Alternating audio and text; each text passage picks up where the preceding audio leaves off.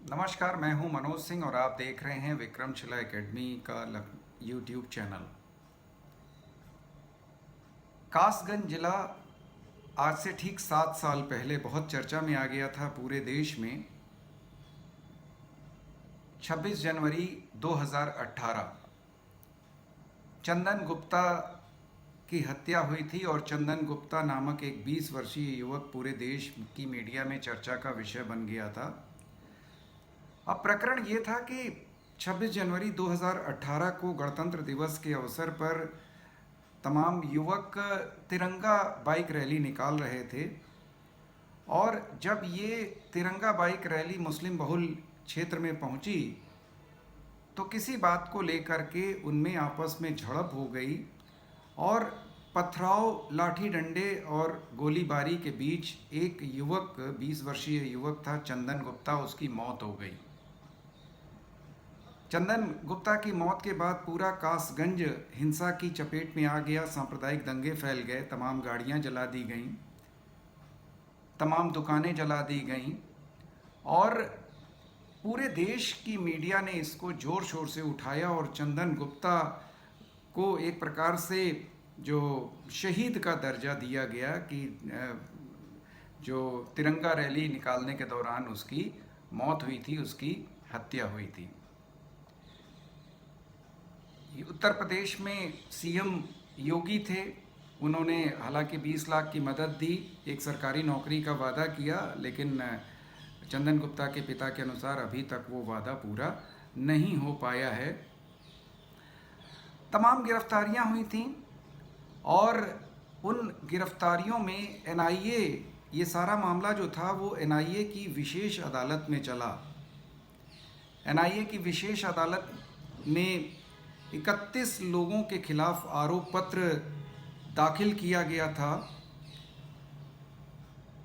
और उस आरोप पत्र में जो दाखिल 31 लोग थे उनमें से एक की मौत हो गई, 2 लोग सबूतों के अभाव में बरी हो गए और अंततः हत्या और देशद्रोह के आरोप में 28 लोगों को मृत्यु दंड की सज़ा सुनाई गई और आज ही ये सज़ा सुनाई गई है और उसको लेकर के फिर से मीडिया में चंदन गुप्ता हत्याकांड की चर्चा पुनः शुरू हो गई है।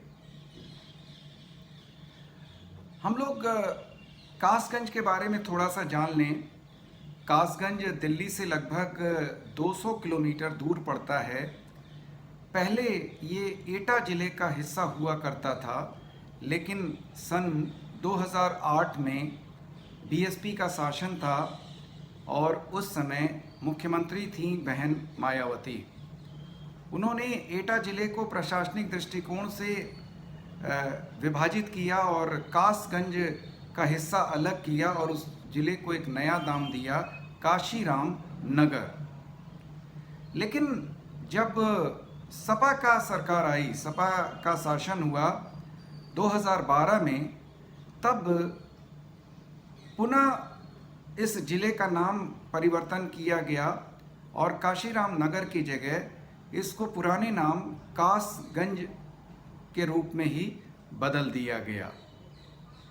उस समय हालांकि काफ़ी विरोध हुआ था बीएसपी के द्वारा, क्योंकि बीएसपी के संस्थापकों में से थे काशीराम जी और जिनकी बहुजनों में काफ़ी श्रद्धा थी और उस समय कासगंज ज़िला काफ़ी चर्चित हुआ था, या यूँ कह लीजिए कि काशीराम नगर ज़िला काफ़ी चर्चित हुआ था। और उसके बाद फिर ये ज़िला चर्चित हुआ जब चंदन गुप्ता की हत्या हुई। पूरे देश में इसकी तीव्र प्रतिक्रिया हुई थी और सांप्रदायिक माहौल तनावपूर्ण हो गया था।